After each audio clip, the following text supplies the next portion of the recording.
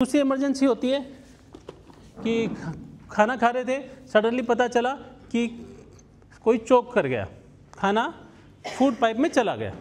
तो ये universal reflex action है ह्यूमन बीइंग का कि यदि major food particle air tube में चला गया तो ये पोजीशन हाथ अपने आप स्पॉन्टेनियस यहाँ पे जाता है और पर्सन ऐसे करना शुरू कर देता है। ओके, तो जैसे ही आपको लगता है कोई इस टाइप से इस एक्शन में है, इट मीन्स कि उनको चोकिंग हो गई है, उनका एयर पाइप फूड से ब्लॉक हो गया, वो बोल नहीं पाएंगे। तो आपने एक्शन से ही समझना है कि उनको चोकिंग हुआ है और आपने उनको फर्स्ट एड देनी है। ठीक है, अडल्ट को फर्स्ट एड देने के लिए ओके उनका शोल्डर अपने शोल्डर के लेवल में और लेफ्ट थंब को अम्बलाइकस से ऊपर, ओके, दूसरा हाथ को यहाँ पे लगाएंगे। ओके, और सडनली आपने जग देना, थोड़ा सा आगे लीन फॉरवर्ड करके 3 to 5 टाइम्स।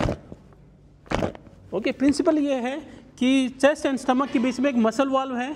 जब आप स्टमक पे प्रेशर देते हैं तो स्टमक चेस्ट को ऊपर पुश करता है, लंग्स कंप्रेस होते हैं और सडनली गश ऑफ एयर बाहर आती है और उस एयर के साथ में फूड पार्टिकल भी बाहर आ जाएगा। ठीक है, ये मैन्योर करते हुए फूड पार्टिकल बाहर आ जाता है, well and good. By chance patient unconscious हो जाता है तो फिर आपने अगेन CPR शुरू करना है। ओके, और CPR से पहले ये देख लीजिए कि आप फॉरेन बॉडी माउथ में देख पाते हैं क्या। इनकेस आप फॉरेन बॉडी माउथ में दिख रही है आपको तो 2 फिंगर से आपने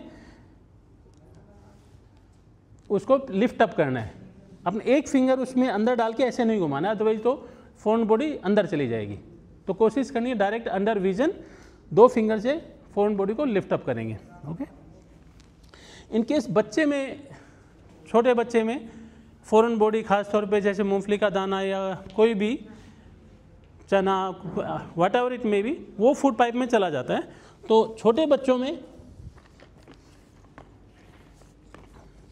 इस पोजीशन में बेबी के नोज हेड को सपोर्ट रखना है, तो 2 फिंगर ऐसे फेस को सपोर्ट करेंगे, पैर आपके हाथ के साइड में, चेस्ट आपके हाथ के ऊपर आ गई।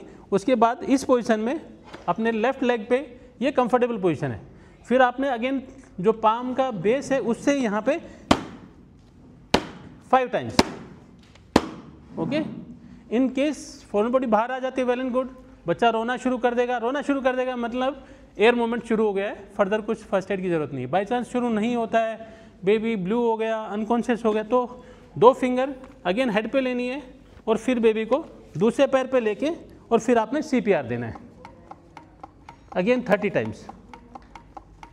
ओके, 30 टाइम्स देने के बाद में फिर again 5 times, so that foreign body बाहर निकालने में हेल्प मिलेगी।